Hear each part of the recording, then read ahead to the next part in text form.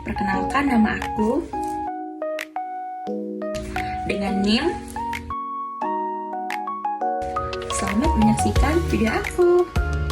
A few moments later. Bahasan video pertama ini yaitu tentang soal pertama, di mana kegiatan refleksi dirancang untuk membantu siswa menghubungkan konsep matematika yaitu geometri dan pola dengan penerapan deep learning dengan pengenalan motif batik. Nah, refleksi ini dapat dilakukan dengan cara individu maupun kelompok.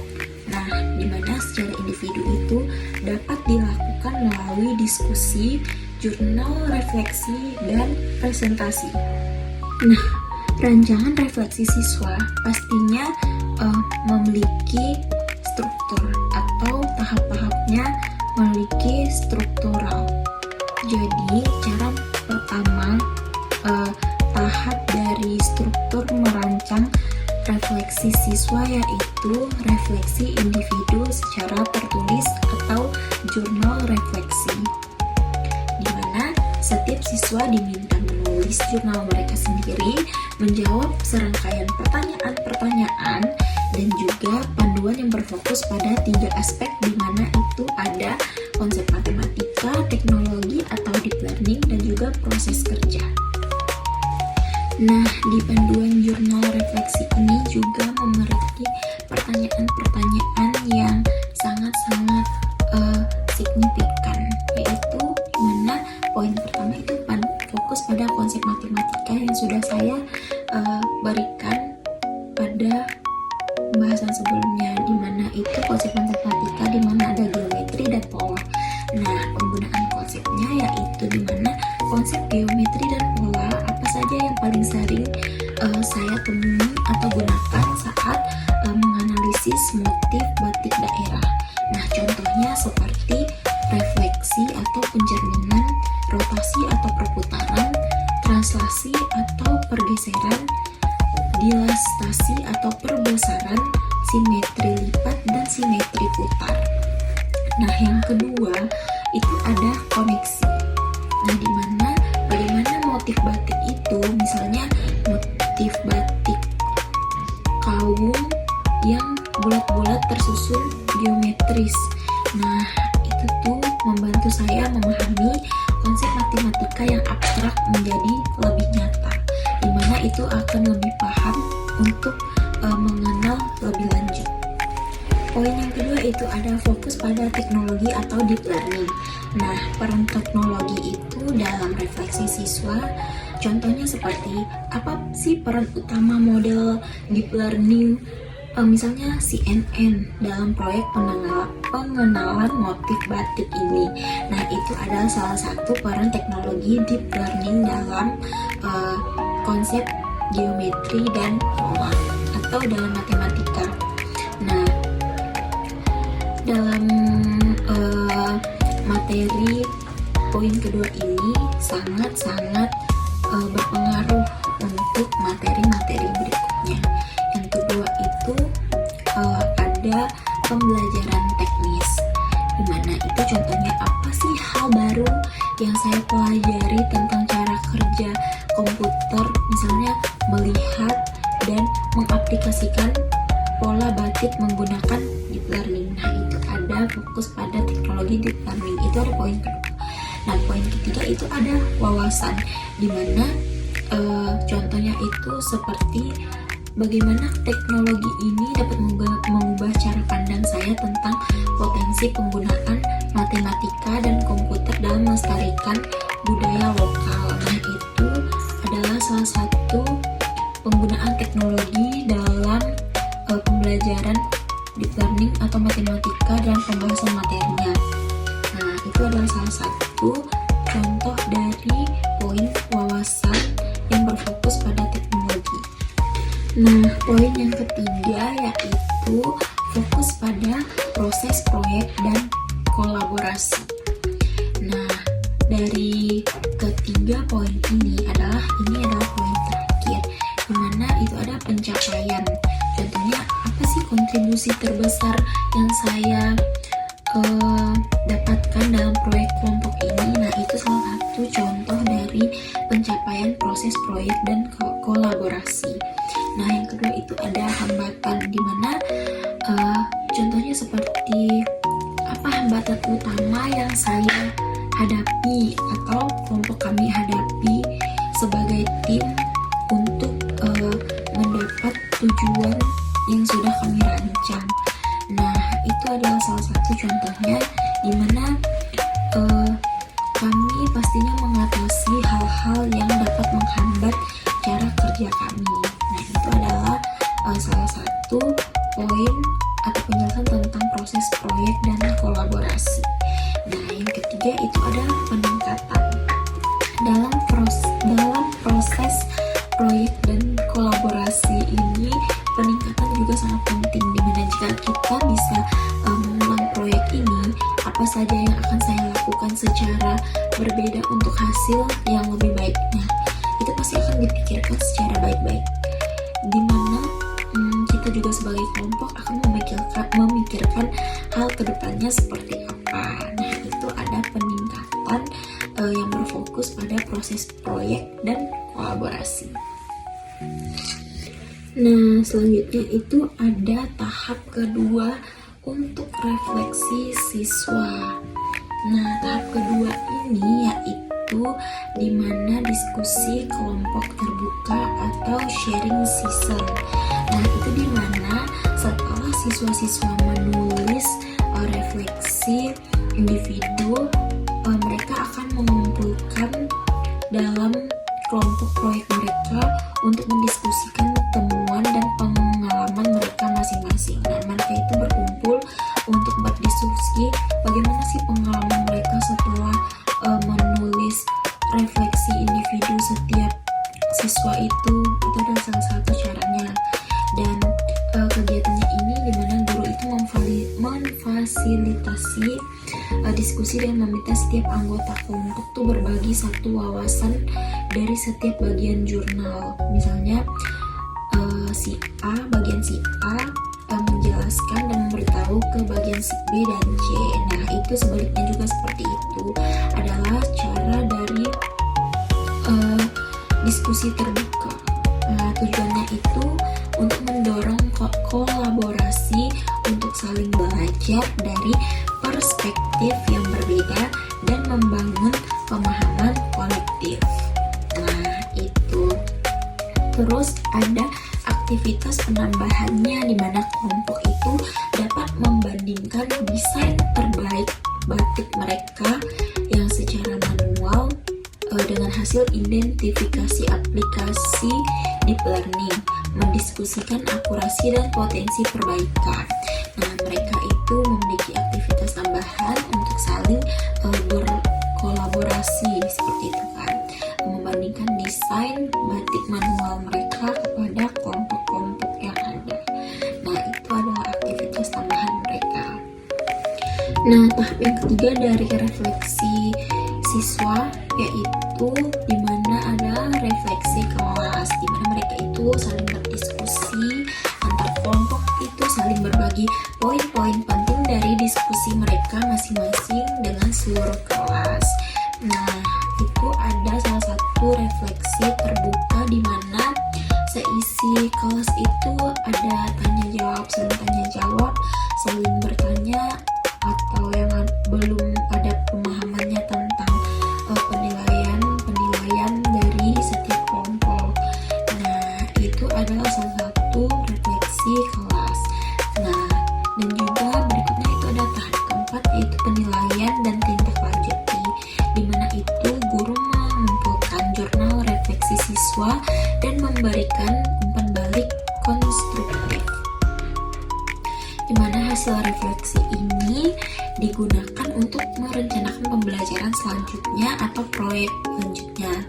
Misalnya motif batik secara digital itu menggunakan aplikasi dengan desain geometri seperti Desmos. Nah, itu rangkaian kegiatan ini dirancang untuk memastikan siswa tidak hanya menyelesaikan proyek, tetapi juga mendalami pemahaman konseptualnya, mengembangkan keterampilan berpikir secara kritis, fokus dan saling bekerja sama antar anggota kelompok dan mengapresiasikan proses pembelajaran secara keseluruhan. Nah, jadi itu di mana tahap ini agar siswa itu merasa, oh aku ini udah bisa di tahap ini, aku bukan hanya di tahap-tahap awal yang mungkin menurut mereka itu biasa aja, tapi di tahap-tahap yang sulit pun mereka bisa. Nah, di sini kita akan masuk ke soal nomor 2, di mana guru itu merancang strategi untuk memanfaatkan permainan tradisional seperti congklak atau engklek sebagai media pembelajaran numerasi yang menumbuhkan kesadaran budaya lokal dan berpikir kritis siswa. Di mana numerasi ini itu adalah di mana guru itu mengidentifikasikan konsep matematika yang melekat dalam permainan. Nah, contohnya itu perancangan strategi pembelajarannya itu pasti memiliki struktur-struktur yang berbeda-beda. Nah, jadi perancangan pertama yang guru lakukan yaitu ada perancangan pembelajaran atau etnomatematika. Nah, di mana congklak ini bisa menjadi konsep membilang, misalnya berhitung 1 sampai 10, penjumlahan, pengurangan, dan juga perkalian sebagai penjumlahan berulang, pembagian, strategi, dan pengambilan keputusan. Itu ada salah satu contoh dari permainan congklak dalam pembelajaran matematika. Nah, sedangkan engklek itu dimana konsep bilangan berurutan, pengenalan bentuk geometri, pengukuran jarak, keseimbangan, dan penalaran spasial. Nah, guru juga merancang skenario pembelajarannya, di mana guru itu merancang aktivitas yang mengidentifikasikan permainan ke dalam kurikulum. Nah, guru itu menyesuaikan kurikulum yang ada di setiap tahunnya, bukan hanya sebagai hiburan, tetapi sebagai alat bantu konkret untuk memahami konsep abstrak. Nah, di mana siswa itu pasti memiliki cara-cara tertentu untuk memahami setiap materi yang akan dijelaskan melalui media permainan tradisional. Nah, poin yang kedua itu ada pelaksanaan pembelajaran interaktif, di mana ini guru sebagai fasilitator bertindak membimbing siswa untuk menemukan sendiri konsep numerisasi melalui pengalaman bermain secara langsung. Nah, setelah guru mengajak siswa-siswanya bermain, guru itu meminta setiap siswanya untuk menemukan sendiri bagaimana konsep numerisasi ini dalam pembelajaran, dan juga menciptakan suasana yang menyenangkan. Pastinya guru akan memanfaatkan sifat alami permainan yang menyenangkan untuk meningkatkan motivasi dan minat siswa dalam pelajaran matematika. Karena selama ini mungkin siswa itu merasa bosan, ya kan, dalam belajar matematika itu kebanyakan nggak disukai. Nah, dari situ guru menggunakan media ini agar siswa-siswanya memiliki motivasi dan juga semangat belajar. Dan juga dalam pelaksanaan pembelajaran interaktif ini mengelola dinamika kelas itu juga poin penting, di mana guru itu memastikan siswa terlibat aktif dan memahami aturan permainan yang secara tidak langsung itu melatih kepatuhan kepada aturan, kerjasama, dan kemampuan sosial emosionalnya. Nah, itu sangat penting juga karena setiap siswa itu memiliki karakter yang berbeda-beda. Nah, dari situ guru itu memastikan siswa memiliki keaktifan dalam permainan tersebut. Nah, poin ketiga itu ada penumbuhan kesadaran budaya lokal. Nah, dari permainan-permainan yang sudah dilakukan, guru itu juga memberikan poin yang sangat penting dalam pelestarian budaya lokal, di mana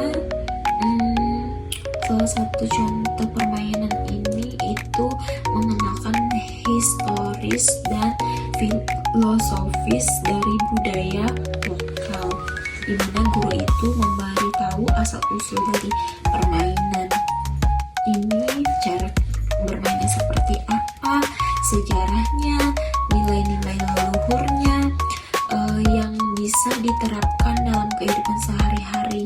Misalnya ada kejujuran, keadilan, dan juga kesabaran. Itu nilai-nilai yang terkandung di dalam permainan tradisional tersebut.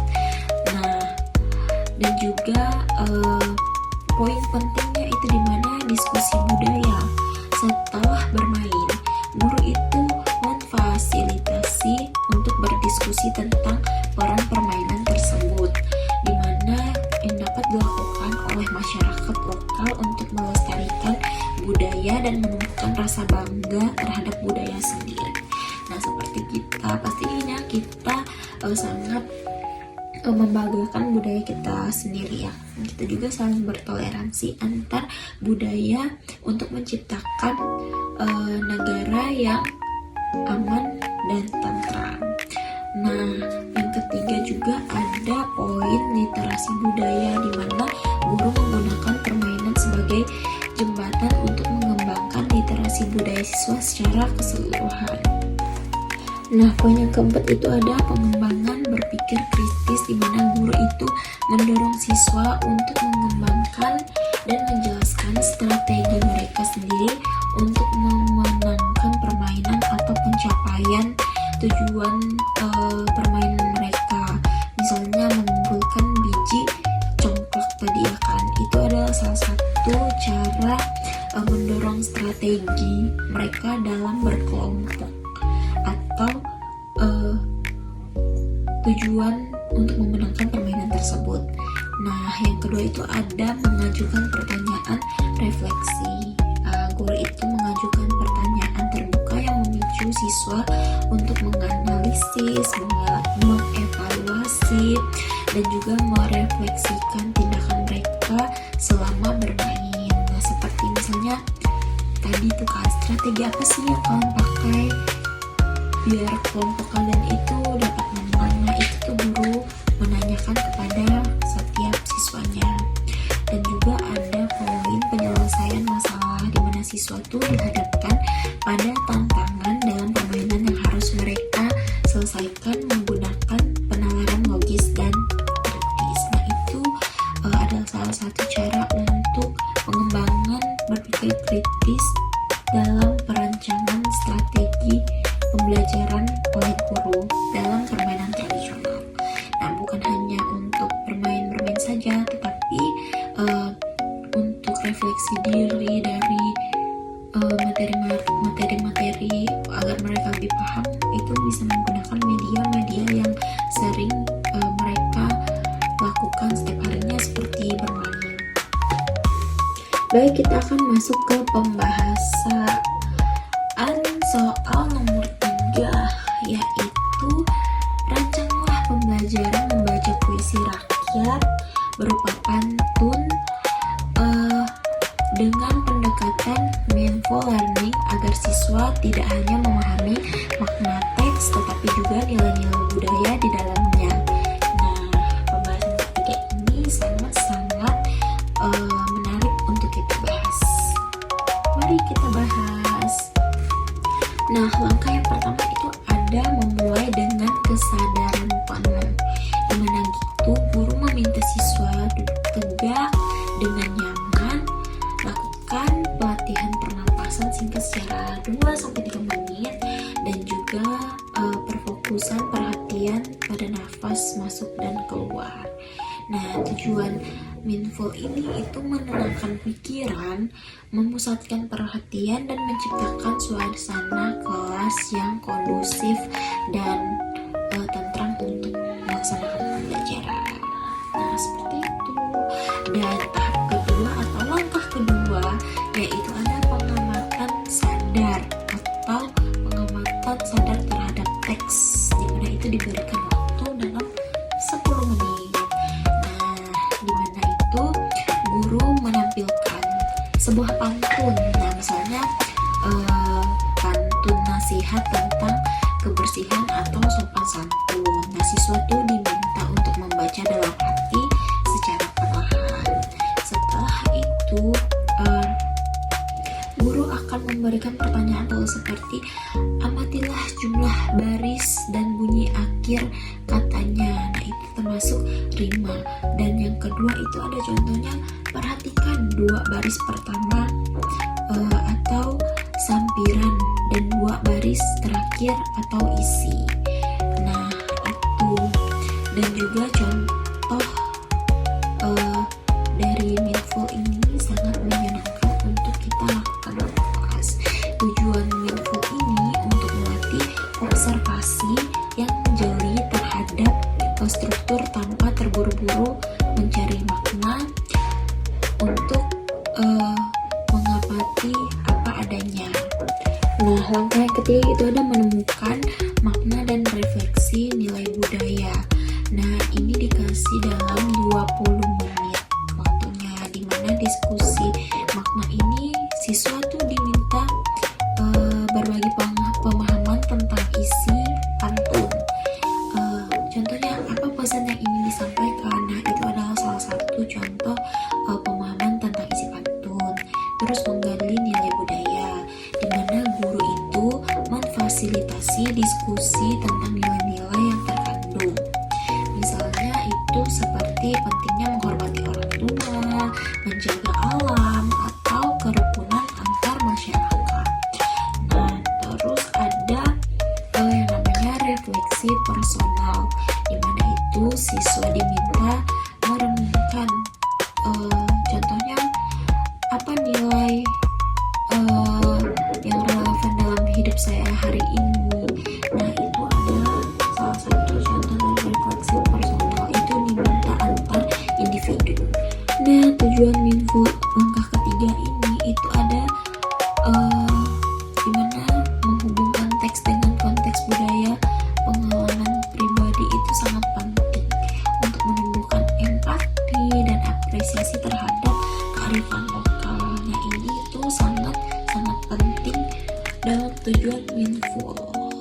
Nah, yang berikutnya itu ada langkah keempat, di mana aplikasi kreatif. Itu diminta waktu 5 menit oleh guru, di mana itu siswa itu secara singkat itu menulis 1 baris nasihat dalam isi pantun itu yang terkandung di dalam pantun yang sudah mereka lihat atau mereka baca atau mereka dengar. Nah, berdasarkan nilai yang mereka pelajari, lalu membagikannya secara lisan. Nah, itu tuh sangat penting bagi penerapan aplikasi kreatif. Nah, tujuan Minful melakukannya itu untuk menerapkan pemahaman secara sadar dan kreatif, di mana siswa itu sangat mudah memahami makna yang ada terkandung di dalam isi pantun tersebut.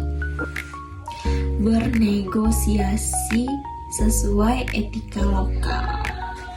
Nah, ada juga poin kedua, itu ada penilaian produk, di mana mereka itu menilai hasil akhir dari proyek.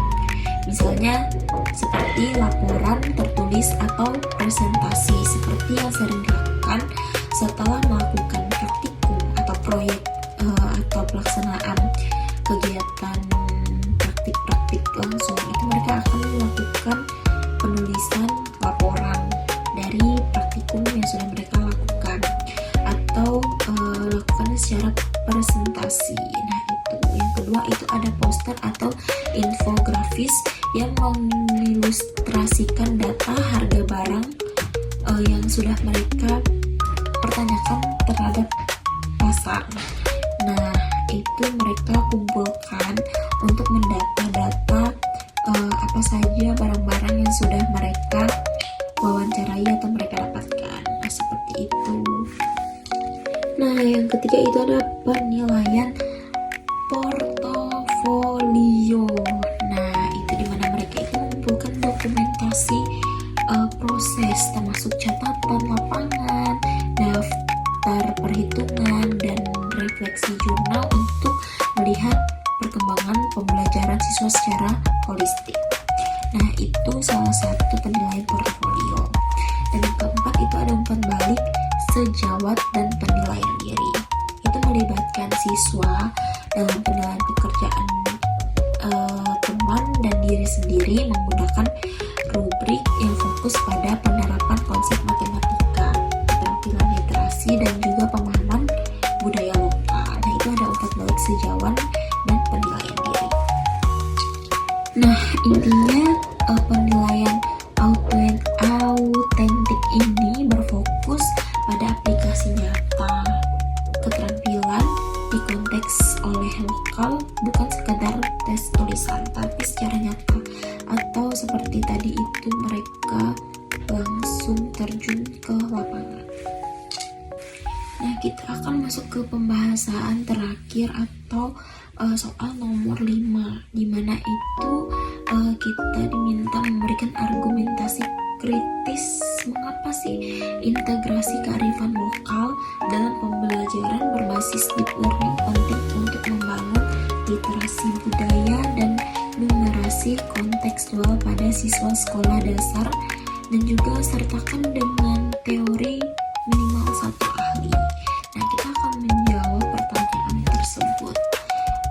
Argumentasi kritis mengapa integrasi kearifan lokal itu sangat penting, ya kan?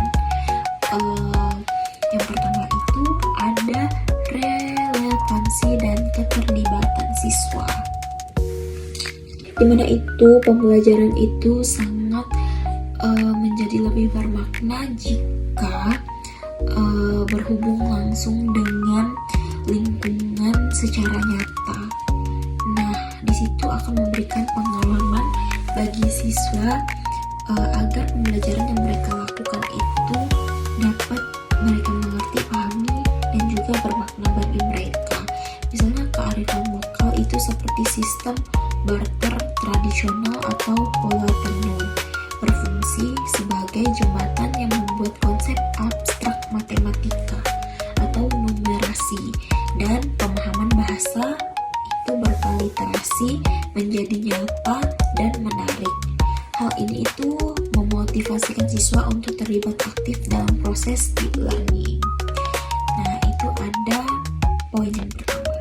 Yang kedua itu ada pengembangan literasi budaya yang mendalam, di mana integrasi ini memastikan siswa tidak hanya mengonsumsi budaya lokal atau budaya global, tetapi juga memahami, menghargai, melestarikan identitas lokal mereka sendiri agar budaya-budaya mereka miliki tidak punah. Dan juga ini tuh membangun rasa kepemilikan dan literasi budaya yang kaya. Dan juga ada poin ketiga, yaitu numerisasi kontekstual, di mana matematika tidak lagi terasa asing atau sekedar rumus di buku. Seperti yang kita ketahui, selama ini kita melakukan perhitungan saja dalam pembelajaran matematika. Nah, di dalam numerisasi kontekstual ini, siswa itu belajar bahwa numerisasi ini adalah alat fungsional yang digunakan dalam kehidupan sehari-hari masyarakat mereka.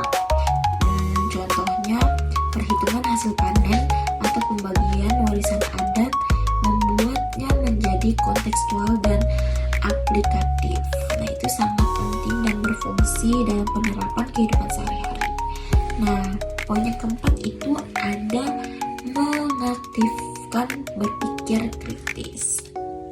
Dengan menganalisis praktik lokal, siswa itu belajar membandingkan cara tradisional dengan cara modern, mendorong mereka untuk berpikir kritis, memecahkan masalah dalam kompleks, dan beradaptasi keterampilan kunci dalam deep learning itu mengaktifkan berpikir kritis. Nah, seperti itu.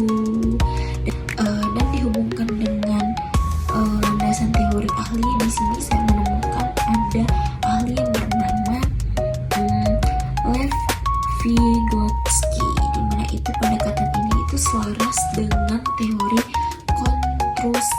konstruktivisme, di mana argumen tidak ditransfer secara pasif, tetapi dibangun secara aktif oleh siswa melalui interaksi mereka dengan lingkungan sosial dan budaya. Nah, itu ada argumen dari ahlinya. Ahli ini itu menekankan pentingnya konteks sosial dan budaya dalam proses pembelajaran itu. Ia berpendapat bahwa interaksi sosial dan penggunaan alat budaya termasuk bahasa, simbol, dan praktik vokal itu memainkan peran fundamental dalam pengembangan kognitif siswa. Nah, itu dari ahli ini kita belajar bahwa hal sekecil apapun itu sangat penting bagi kehidupan kita.